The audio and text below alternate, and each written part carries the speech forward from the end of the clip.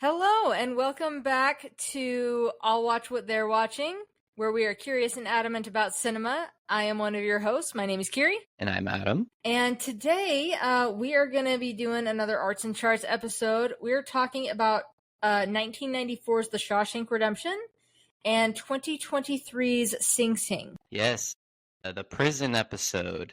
Yes. Really excited to talk. These movies are very similar and also very different. And so I think this will be a very good example of taking a subject and looking at it from a more artistic perspective versus a more commercial perspective, perhaps.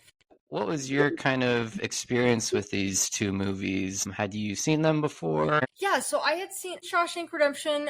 It's been years, and I don't know. I watched it when I was still at home or on TV or something, so I'd seen it edited. I've never actually seen like the full, like kind of uncut version of it, and I had never seen Sing Sing before. I know you were kind of the one who brought that to the table. So had seen Shawshank, definitely had been a while, had not seen Sing Sing at all. So walking into kind of both of these was, with Shawshank, there were parts I definitely remembered, but others that I didn't as much. So certain storylines and stuff, and we'll kind of get into it. Storylines that I really didn't like being there, other storylines that I think were really great. Yeah. So, but what about you? You said you'd seen both of them, right? Yeah, I love, first of all, that you said you saw Shawshank on TV. Really, as we talk about the charts aspect of Shawshank Redemption, it was actually kind of a commercial failure when it first was was a box released. Office bomb. Yeah. Right. Stephen King adaptation, so kind of some expectations or some built-in success there with a couple of the previous ones up to this point. But it did not do well at the box office. In fact, they went to the big premiere in LA. They showed up expecting a ton of people to be in there. No one was in the theater. They literally walked out and handed free tickets to people saying, if you don't like this movie, we'll pay for you to have dinner. So I can't remember exactly what they said, but for whatever reason, the word of mouth just wasn't there. And it didn't become popular until physical release. That was really big as far as renting. But it was Turner Broadcasting, TNT, that had this crazy deal where they bought essentially the rights to show this forever and only there. And they showed it as much as they possibly could. So it's one of those things where people just watched it and watched it and watched it all the time on TV growing up. Well, yeah, because really interesting. I saw the same thing, was reading up on it and was like, wow, this was a massive bomb. Like, this was a box office bomb. And it was competing with the likes of, Pulp Fiction. Forrest Gump. That was the one I was looking for. Yeah, so really did not do well. Warner took kind of a huge gamble and sent, I want to say 230,000 physical copies to like, the movie rental stores. And that really took off. People started seeing it. Word of mouth kind of got around. And then, it kind of took off even more because it was on TV all the time. And so more and more people stumbled onto it and were like, oh, wow, this is great. And so now, here we are now. It's number one on the IMDb, the top 250, like the number one spot is Shawshank Redemption. Yeah, that means kind of the most commercial-ish movie that people kind of consensusly agree is number one. Don't mean to be a jerk and fact check you, but I did write it down. It's 320,000 copies. Okay, not trying to be that guy, but I am being that guy. Just throwing that out there. I switched two numbers. Just I have it down. Want to make sure the listeners don't write angry mail. They'd probably more write angry mail than I'm fact checking you. So whatever. Fair enough. Anyways, I actually hadn't seen it until probably a year or two ago. Especially with rated R movies, I grew up in a very religious household and didn't really watch any rated R movies until my later adult years. So that was one, obviously, looking through the IMDb Top 100 that I knew I had to watch, and I did watch and enjoyed it. It is one of those things that, and I think you touched on this in some of our texting back and forth, when you watch something like that is number one on this list of the best movies of all time, and you maybe don't have experience with it growing up and have like a piece of memory or kind of something tethering you to it, it maybe doesn't hit quite as hard. Like, yeah, this is a perfectly good movie. I don't know that I would ever put it in my top 10 movies, but an enjoyable movie to watch. And Sing Sing, Spoiler alert, I absolutely adore this film. Saw it in a empty theater. It's kind of funny. In my local theater in Yakima, Washington, they have obviously the movie posters outside the movies when you are walking in. And basically, I have this email I'll send to the manager there and like, hey, are you getting this movie? And it's usually types of more art forward films, or they're going to be an award contender, but they're not really. They're having a limited release first before they get to their bigger release. I'll talk more about that because this release of Sing Sing was really weird and awkward. Anyways, it seems like whenever I'm sending this email about this movie, when I show up, they're not going to have a poster. It's just going to be a piece of paper taped with the words Sing Sing in the little poster frame. This has happened multiple times. Some of these more, artsy type movies. Walk into the theater. I am alone. Watch this movie all by myself at the movie theater. I do want to say right now, this will have spoilers in this episode. Give you a second to turn this off if you don't want me to spoil Sing Sing or the Shawshank Redemption. That should be enough time. Anyways. And we'll because of the nature of arts and charts. Yeah. Charts were going to be much more liberal with the spoilers, just because we're kind of expecting more people to see them. With the arts part, we'll stay a little more vague, and if we do delve into spoiler territory, we will actually tell you right before. Right, hey, this so I'm about to spoil a major piece of Sing Sing for me, and that is that a majority of the actors are playing themselves. Yes. And so I did not know that until the credits rolled and just started crying. Just could not believe it. I was shocked. And so I think at that point, all the themes of the movie really started coming up for me and started hitting me. Just amazing. Obviously, I rewatched it for this podcast. We had some delays in recording, and so I watched it again.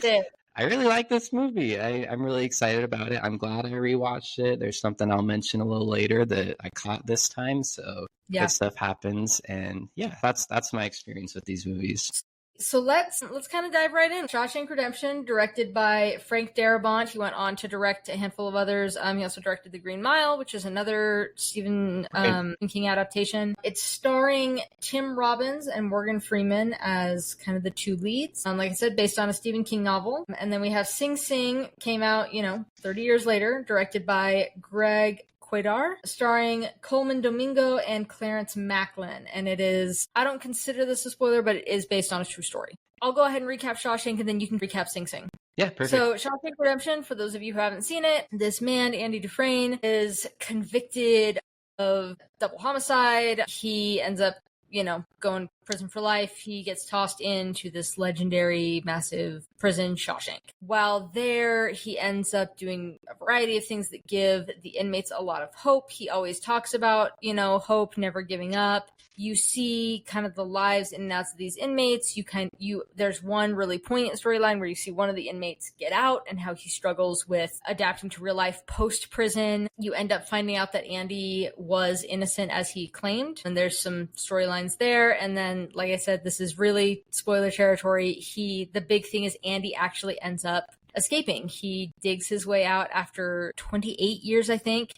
He basically digs his way out of Shawshank, and that's kind of the big way it ends. He gets out, he goes to this city in Mexico, and he's reunited with his friend Brett, who's played by Morgan Freeman. So that's more or less the idea behind Shawshank. Do you want to go ahead and recap Sing Sing for us? Yes, absolutely. So Sing Sing, also a prison. Names of both of these movies are the actual prison. Sing Sing follows a group of prisoners that are in the rehabilitation through the arts program, or abbreviated RTA. It's a real program where they take place in different productions, plays, musicals, that type of thing. So you kind of start with them in a production and kind of the closing of that. And then there's this core group that meets together that talks about the future of what they want to do and different members to join. And so they bring in another member, and it's Coleman Domingo's character, Divine G. He's kind of the leader. And so he goes and he reaches out to this other inmate, Clarence Macklin's character, who's a little rougher around the edges.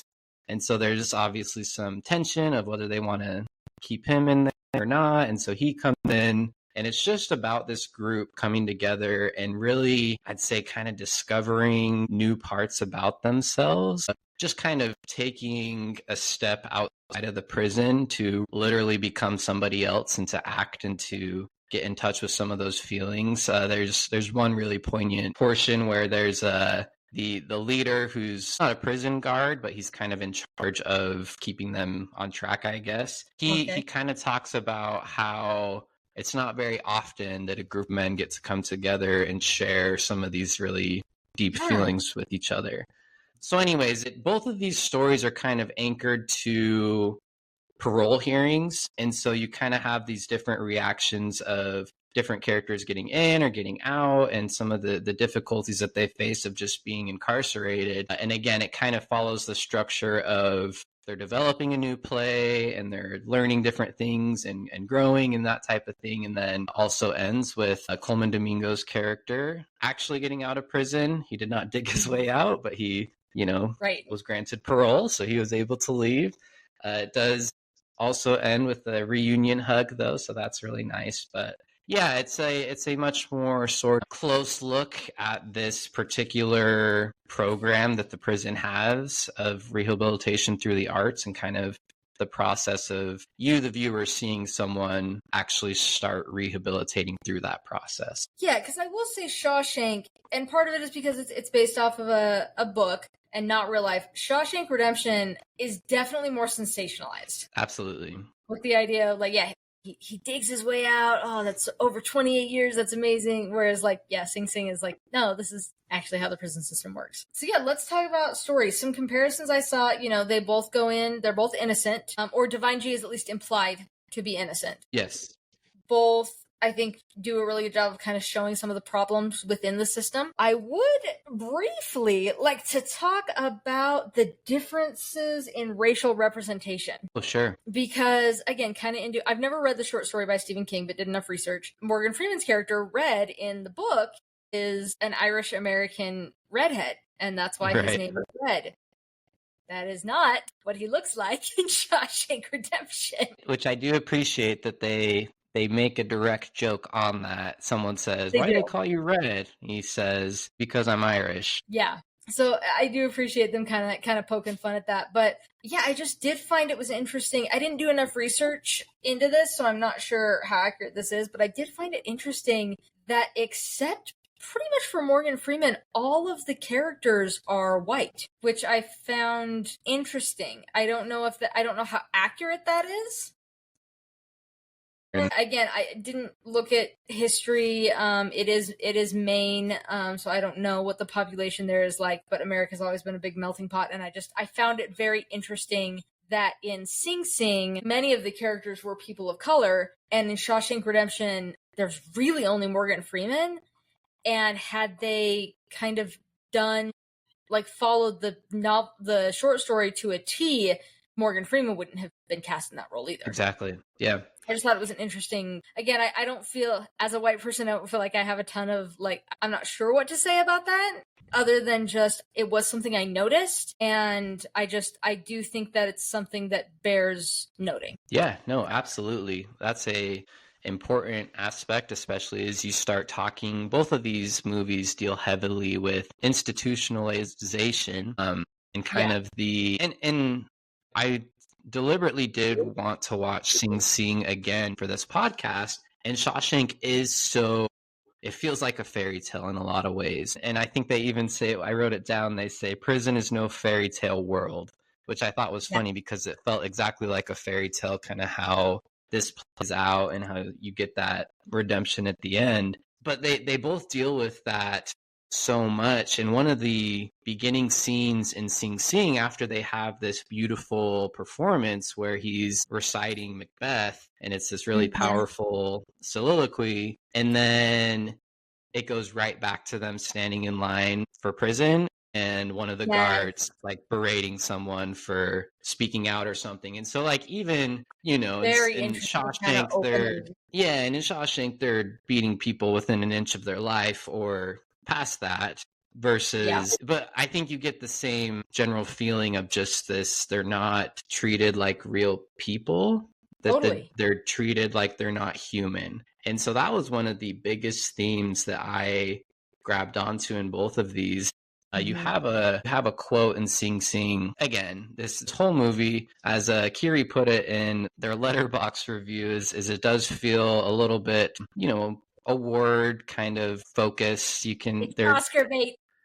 Oscar bait is the word I was avoiding. That I obviously don't feel that way. I love this movie, and I'll talk about how they really messed up their Oscar campaign. But it's a lot more of digging at those emotions, and kind of has these really poignant moments that the audience is going to feel something if they're watching this and trying to connect with these characters. And so there's this point where it's kind of coming into a head where this new individual is not really gelling with the group, and he has this outburst, and there's this tension, and one of the guys is like, hey, I had this really traumatic experience. Someone got stabbed in front of me. I felt their blood on my face. Prison is this horrible, horrible thing. And we're here right now to become human again. What we're doing right here with this theater and this performance that they're getting. And then in Shawshank, when they're doing the tarring the roof, Andy makes a deal with one of the prison guards to get all the guys beers, and he will do his taxes to basically help him commit tax fraud, whatever.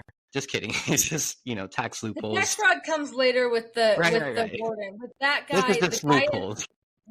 The guy inherits a ton of money and is talking about how the government's going to take it all. And right. Andy basically says, actually, if you do this, you get to keep it. And the guard is basically like, well, I don't know how to do that. And Andy's like, I mean, you'd have to hire a lawyer or a tax accountant, or I could do it for you. Exactly. The guy's like, well, what do you mean? And he's like, I mean, I fill out all the forms, and you just give me and my buddies, like, after we finish touring this roof, we get beers. Right. So then there's this line from Morgan Freeman's narration when they're all on the roof drinking their beers, and he's kind of like, nobody knows why Andy did what he did that day, and kind of he's not even drinking the beers, and he says, I think he did it just to feel normal again. Yeah. So again, there's these deep themes of normalcy and how prison just kind of sucks that out of people, and how there's this discovery process of kind of getting back to that new normal. So one of the things I mentioned at the tail end of that is narration. I wanted to ask you, Sing Sing, no narration. So you have a lot of there's a lot of shots. I love this about this movie. There's a lot of shots of like the outside looking in, whether it's through windows or through their cells, or there's a lot of window shots of looking on the outside. So a lot of beautiful imagery that people can kind of take that and pick up these feelings of hope or trying to get to the outside, or all these different things. Shawshank Redemption is going to tell you exactly what you should be feeling. Morgan Freeman's narrating the whole time. Yeah, so something that you'll kind of learn about me, I am very picky with narration. Okay, sure. Because I am in the camp of, and maybe this is just like the film student in me. I had a professor say this one time, and so I was like, yes, this is gospel. I'm a big proponent of show, don't tell. Yes. And I think if you have to tell me, then we have a problem. Mm-hmm. That being said, I think there are some really good, I have seen narration done really well. I just tend to be a little bit, it's funny that you say that, because literally we pulled it up and I already was like, all right, greatest movie of all time. Let's see. And my girlfriend is sitting here just like, okay, give it a chance. And it started and I was like, oh, good, narration. And she was like, you got to get. Now, I do want to say too, I think in the grand scheme of things, this is a more tasteful narration than most narrators. And that's what I was going to say as well. It also is tricky because when they actually asked King if they could turn this into a movie, he was basically like, good luck. I don't know how you're going to do it. Because exactly, it's all about Red's perspective. So I think adapting the novella to a film, I do think it works. They do have to kind of hand spoon feed you some of the emotions. Right. Narration still isn't my favorite thing. That being said, in this particular instance, I don't hate it.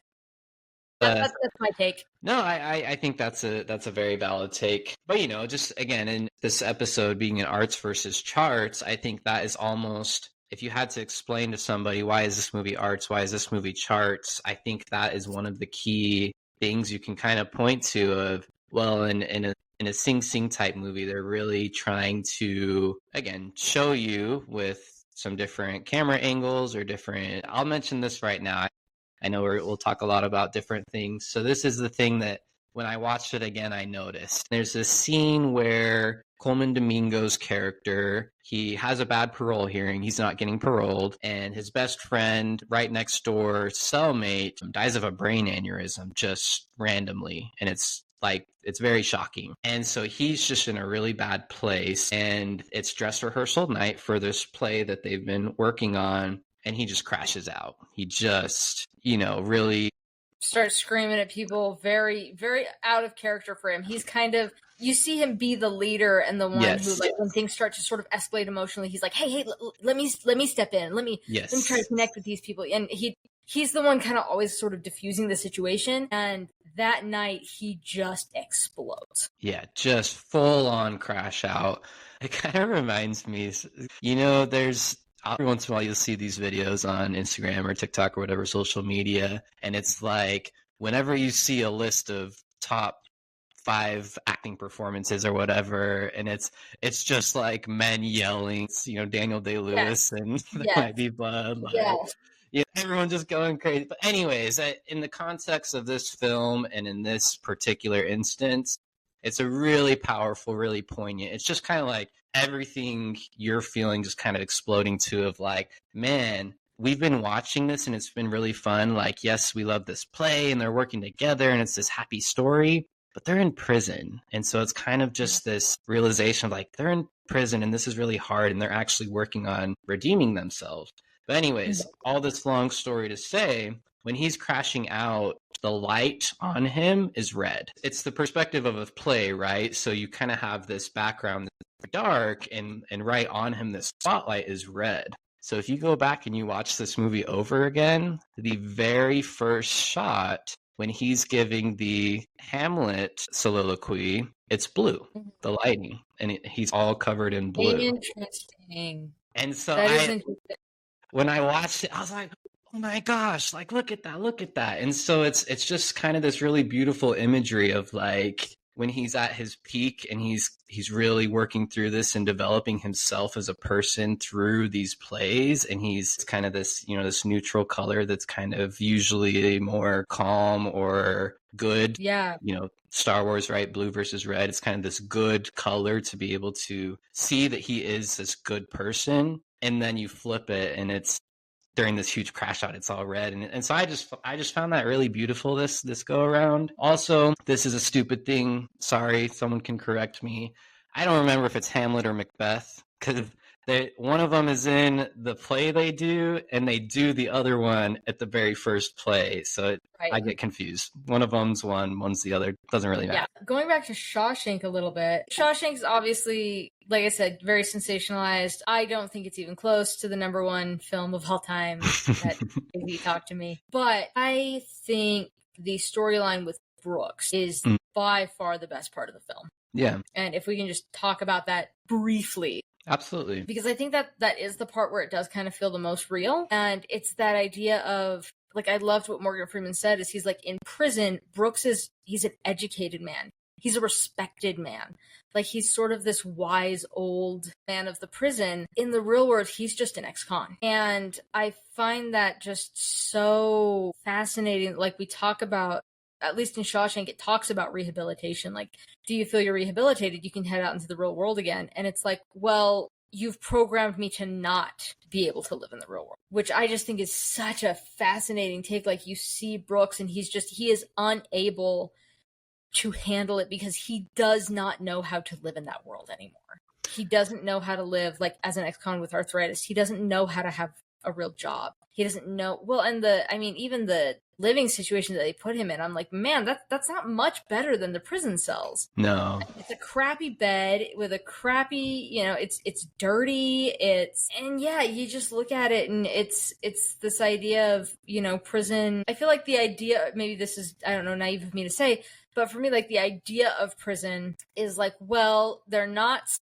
safe. And it's like, on one hand, a punishment, but it's on one hand, let's keep the public safe.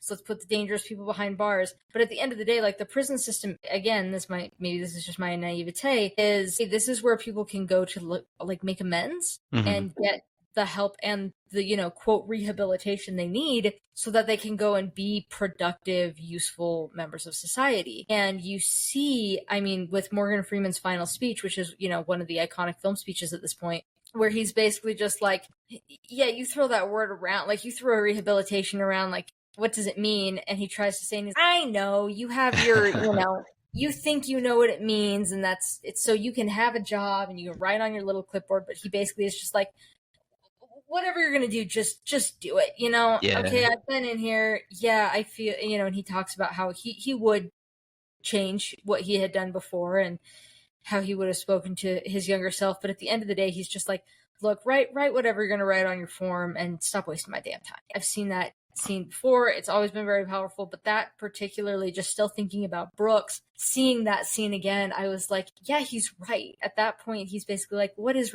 rehabilitation? You don't know. I don't know. Whatever we think it is, it's not what's happening in here. So do whatever you need to do your job, let me out or not. I don't care. Yeah. Do what you're going to do and let me get back to my day. Right. What does rehabilitation even mean? What is the point of even being here? So in Shawshank Redemption with Brooks' storyline, and it's very clear that they're making the point about how prison is set up in a lot of ways for people to fail. That they come in, they're going to be there, and if they do come out, they're set up to fail. And on the flip side, with Sing Sing, so again, Shawshank from a charts perspective, it uses those themes, it uses some of those heightened sort of experiences or things going on, and so where the viewer can make those same connections to the real world and say, oh man, we got to fix how this prison stuff is going. So on the flip side, Sing Sing, which is a little bit more of a grounded and true story, you have a very similar storyline where you have another person that used to be a part of the rehabilitation through the arts program comes in to speak with them, who has been paroled and is on the outside, and he's actually has a very successful life. He works in a bakery, he has his freedom, he feels really good about where he's at, and you can kind of see this glimmer of hope in a lot of the characters of like, wow, this is something that's possible. And so you have those same themes coming across, but in a more approachable way of, wow, if we can give people this outlet to be able to work on some skills that they can actually use on the outside of being authentic, of not putting on this mask or this face of being tough, but being willing to kind of fit into your role and do the things that lead to a productive, happy, successful life, you can do that. And there's this place for you. And so I think that, again, I don't, this is a spoiler alert for the whole arts versus charts. One isn't better than the other. They just, they fill these different roles. They fill these different purposes. And so I think for me, especially with Sing Sing, I just have this deep feeling of, wow, we need to make sure that we're promoting the arts. We need to make sure that people can feel like they can have authentic conversations and that there are paths to actual rehabilitation when we're watching this movie. And then I watched Shawshank Redemption. I'm like, yeah, prison sucks. We need to tear the whole thing down. So, like a similar thing, but maybe just a little bit different thinking about how that actually applies to me in my own life and what I could maybe do. Yeah, so in regards to story, I think Shawshank is more fun. Oh, for sure. I think it's a more fun film to watch. It makes sense why it's, a big charts hit. It's a blast. It's very fun to watch. It's engaging. It gives you kind of, the warm fuzzies. Yes. I think Sing Sing is more maybe like poignant and applicable to sort of real life applications nowadays. And like you said, as someone who like grew up as a theater kid and who loves film, it really was cool to be like, wow, people are using arts in these really profound ways. And so I think the story was definitely, again, kind of just to sum up, I think Shawshank is way more fun. I think Sing Sing does a very good job at saying what it needs to say. And I think if taken and applied, can do a lot of good. I did want to mention this. Hated the entire Queer Bull Sisters storyline. Hated it. Yeah, problematic. And, I am a queer person, so me watching, I was just like, you gotta be kidding me. Because that was a theme in the 90s. There were trans people who were villains. We talked a little bit about Silence of the Lambs when we were texting. That's a movie that it happens in. Anyway, and we'll move on. But I think you could have eliminated that entire storyline and wouldn't have missed much. But I want to dive into a little bit of the more technical stuff, just the acting. We'll start with Shawshank, and then I want to talk about Macklin in Sing Sing. I think Tim Robbins is great. He does a stand-up job. I think Morgan Freeman though is amazing. Morgan Freeman was just, because that was kind of one of his big. He did Driving Miss Daisy. Mm-hmm. And then he did Glory, and those were kind of what got him on the map. And then a few years after that was when he did Shawshank, which was kind of a big breakout for him as well. He was nominated for Best Actor in a Lead. Very cool. Very well deserved. That's a good shout. Yeah, no, the acting's really good. I do really like Tim Robbins. Me too. He was almost played by Tom Cruise. Not sure if you knew that. Yes, and Red was almost going to be Harrison Ford. Oh, There's a few people that they ran through, but Harrison Ford was one that they had considered. So I actually really love the Tom Cruise story. Now, for the record, I really like Tom Cruise as an actor. I think he probably would have played this really well, but at the end of the day, I think that this was the right casting and the right job. There's a producer on here named Rob Reiner. He's very popular. He liked the script. He was very involved in getting this movie made. And basically, he's a good director. He's directed a number of films, including When Harry Met Sally, Stand By Me, The Princess Bride, A Few Good Men. So obviously, he's worked with Tom Cruise in a number of different roles. They were ready to move forward with Tom Cruise, and Tom Cruise said, I don't want to work with Frank Darabont because he's a first-time director. I need Rob to direct this movie. And so they actually offered Frank Darabont $3 million for the script and the ability for Rob Reiner to direct it. Now, a little backstory on Frank Darabont. He was a cameraman of your typical, started at the absolute bottom of the movie making business and just learned watching people and perfecting his craft. There's this really cool program that Stephen King did where you could buy the rights to any of Stephen King's written works for $1 if you were to make a student type film, basically just learn how to make a movie. And he made one of these movies, and Stephen King loved it. And so when he came and said, I want to do Shawshank Redemption, Stephen King said, absolutely, sold it to him for $5,000. So all this is going on, and he's offered $3 million. I'd say that'd be very difficult for me to turn down personally, but this was his dream. He knew he had something that would be good and that would stick. And so he said no, he stuck with it. And to Rob Reiner's huge credit, he supported him the whole way through and helped him through that.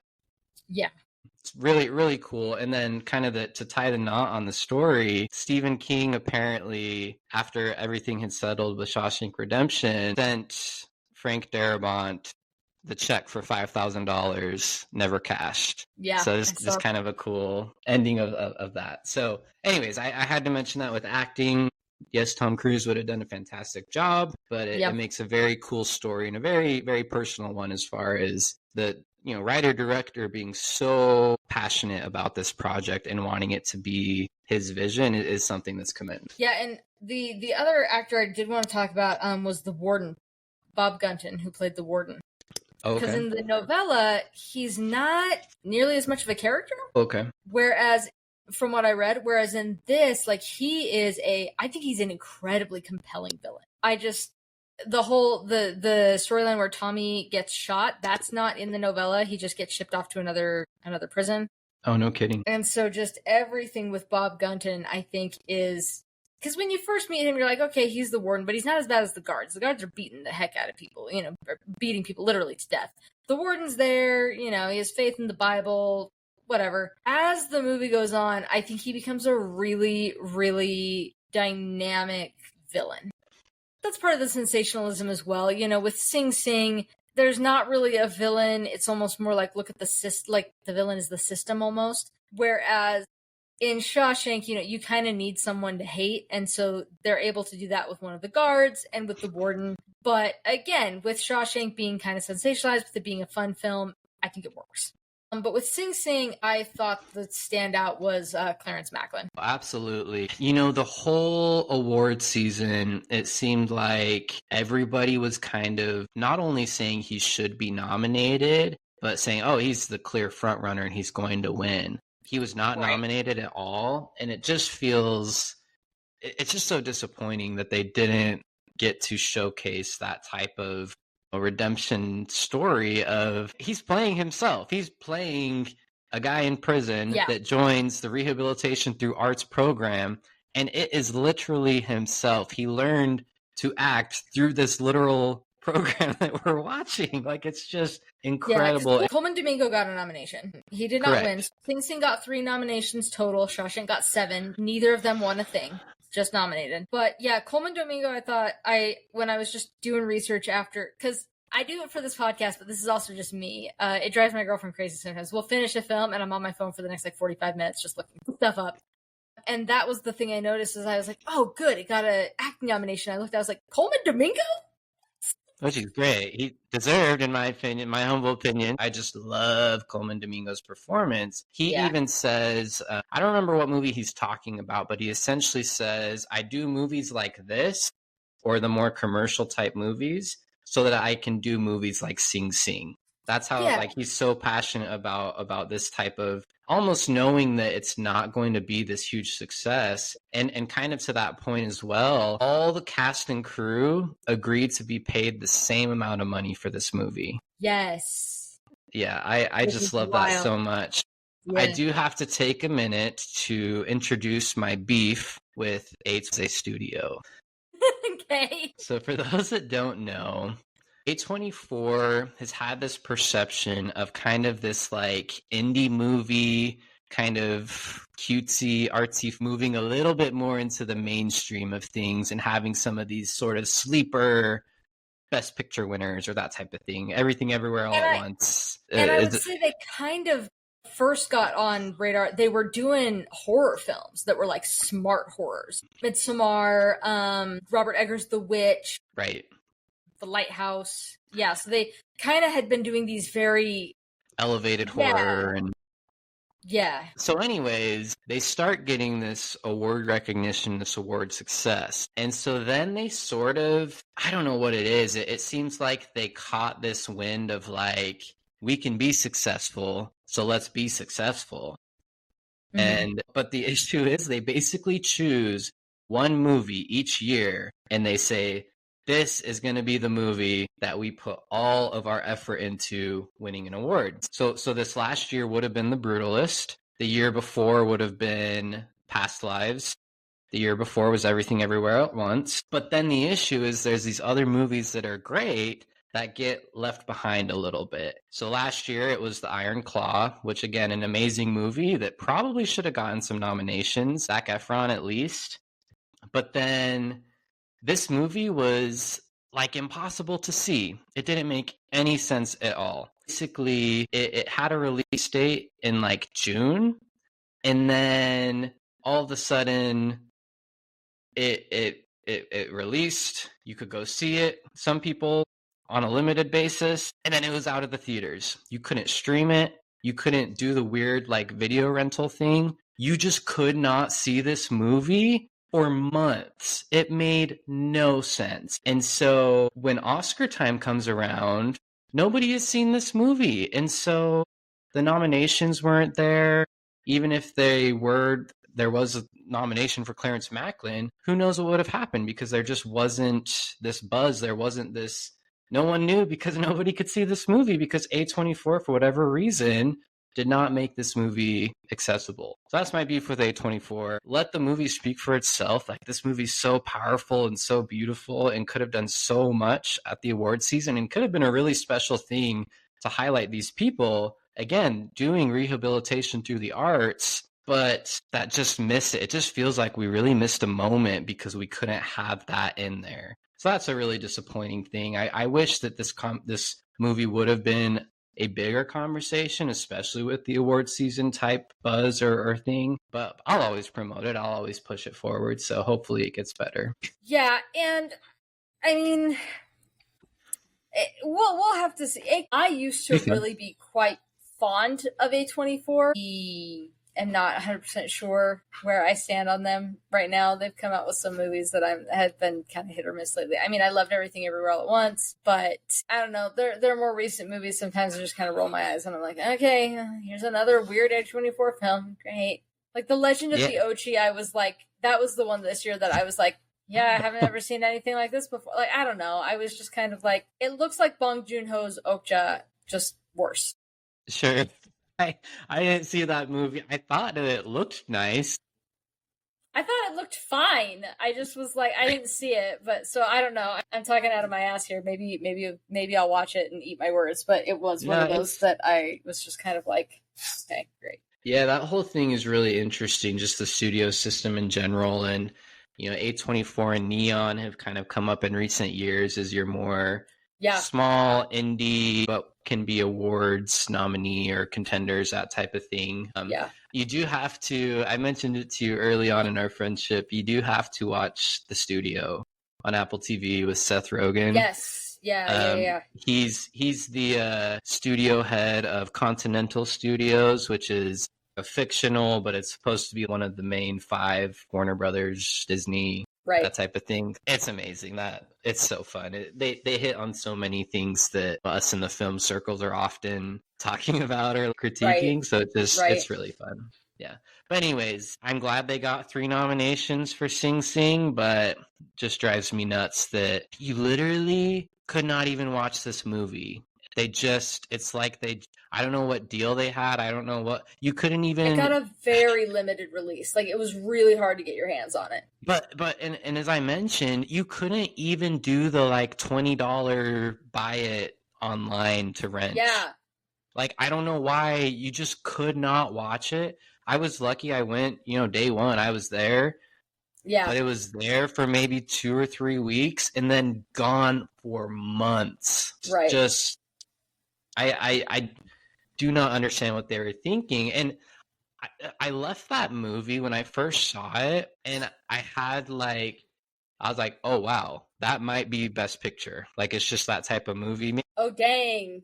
Maybe I am admitting that there is some Oscar baitiness in there, because I think I'm a big fan of the Oscars, and so I think I kind of can pick that out a little bit of what they like. And I thought that was it. And I think in another world where they had a good release, if they cared about Sing Sing the way they cared about The Brutalist, I think it would have made Best Picture. I think Clarence Macklin would have been nominated. All of the above. It's just so sad.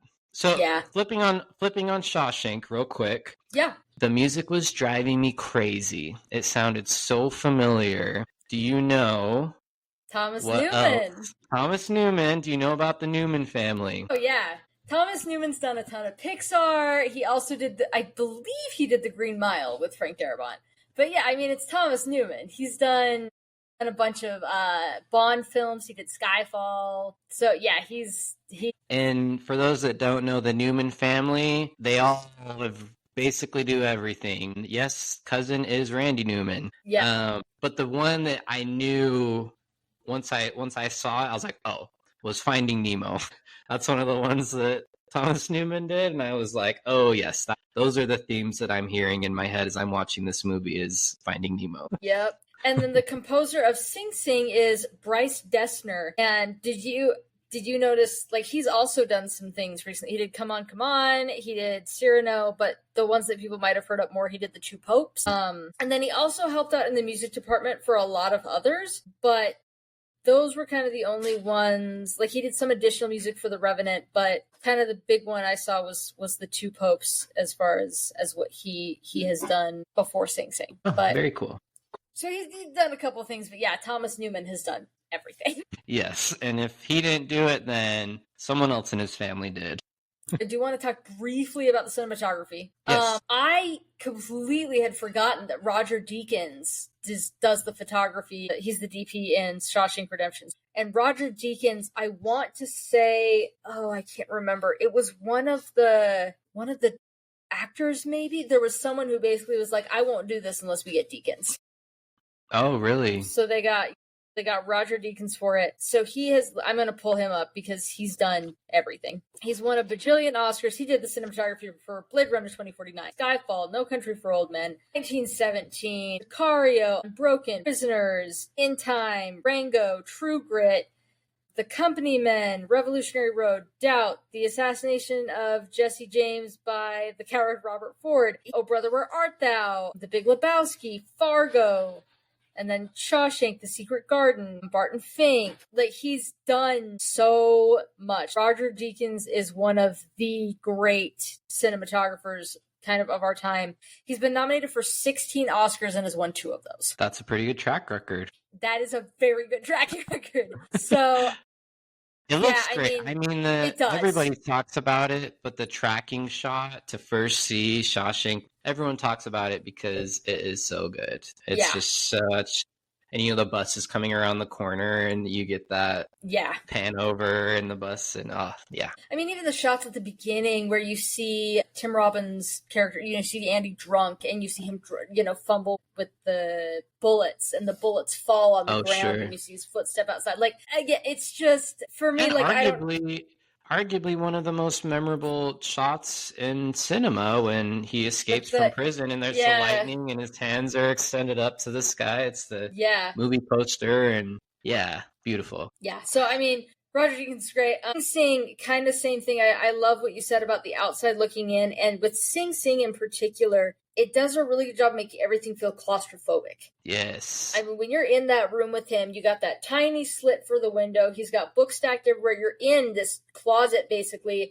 and it does almost this, like, frame within a frame where you see, like, just the doorway open to this little closet. It does a really great job of just making the viewer feel boxed in. Yes. For anyone that hasn't seen Sing Sing and wants to see it, I would say really notice all the moments where it feels like you're on the outside looking in or the in looking out. I just think there's so many cool perspectives and things that you feel when you're kind of put in that box of looking at that. Pat Scola did the cinematography. He also did Pig with Nicolas Cage a few years ago. Yes. I don't know if you saw that. Yep. He also did Quiet Place Day One. Quiet Place Day One. So a couple other things, but obviously not 16 Oscar nominees type things. Shawshank Redemption, out of 5 stars. What is your Letterboxd rating? A solid 4 out of 5. That is also where I landed, where I was like, honestly, like a solid 4. A lot of people put this at 5, number 1 movie of all time. I get why people do. I understand that, and I don't think I do. I can sit in that conversation.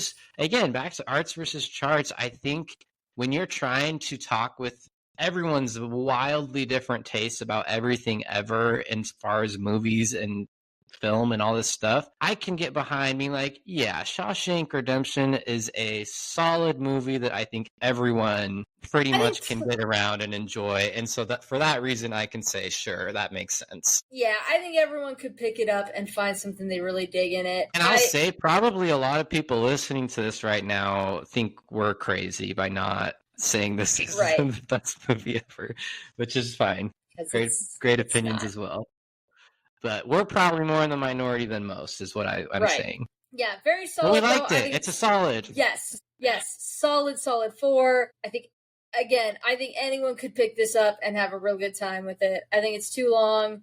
I had my problems with it. I think it's solid 4. I don't really see that going less than that, but I also don't really see me going any higher. Agreed. All right, Sing Sing, what do you have? Sing Sing, also out of 4. Very solid, very solid. For me, Sing Sing does hit the rare 5. First thing I'll say, I think anybody will appreciate it a lot more on a rewatch. I wouldn't say tomorrow. I would say, months down the road, throw it back on, just kind of sit with it for a second. I told you this story. I think I was probably in the 4 range for most of the movie. And then when the credits start rolling and I realized that these guys were playing themselves, like all of the messaging and all of the themes and just like the beauty of it all just hit me like a ton of bricks. And I was like, oh my gosh, like, wow, this is real. This is real life. Like, this art is so beautiful and powerful. And like, what even is our purpose in life here? Like, why do we create art? Why do we interact with it? Why are we vulnerable? Why are these things? And so I think, again, and this is part of the reason why I think a rewatch will really hit. When they're auditioning for this new play, it's very like structured, and it shows these close-ups of each person, and it's like, my name is Mike, and I'm reading for the role of King Touch, or my name is blah, blah, blah, I'm reading for the role of blah. And then they do, you know, all this stuff. Watching that on the second watch was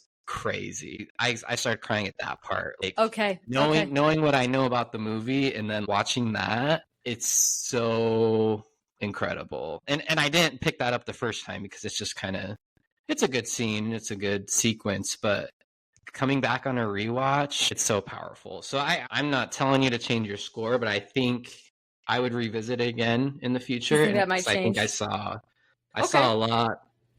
And it just, I just love this movie. It's so good. Yeah, no, I mean, I'm definitely willing to give it a rewatch down the line. It was something I liked. Like I said, my biggest complaint was there were parts that seemed a little Oscar baity to me, where I was just kind of like, you know, parts where they were really, really going for the emotion and really trying to make you feel the feels. I mean, it's kind of, we don't need to talk about this now, but that's kind of what I have issues with the Dead Poets Society. I know it's a beloved movie, but for me, I'm just like, it's so schmaltzy. It's trying so hard to make you feel things. Everyone on this podcast listening, we are not afraid to make takes. Clearly. We'll take your childhood, beloved, whatever, and we'll make a take, and you may not like it. So just wait till we start some Star Wars episodes. Yeah. I think the parts where they were really trying to make you feel something were the parts I wasn't as on board with. The parts where it was just sort of quietly about prison life were moments where I was like, that is... yes. Moments where they were just sitting in the circle and reading, those moments were the moments that I felt, and that's kind of what pushed it to the fore, was those moments, as well as just, you know, I mean, the moments where they're just talking about a little bit about like masculinity too, and what it means to be in this room with these men, being able to talk about your feelings. So like I said, there were parts for me where I was like, this wants an Oscar for XYZ, but I do think there are moments that are just sort of like quietly beautiful. But yeah, kind of the same thing as Shawshank. I'm not really feeling higher than a 4, but I'm also willing to rewatch it. Whereas Shawshank, now that I've seen it twice, I'm like, I don't think this rating is going anywhere. I could possibly see Sing Sing going up a half star in a later watch. Yeah. All right. Well, yeah, that was our arts and charts, and we'll see you guys next time. See ya. Bye.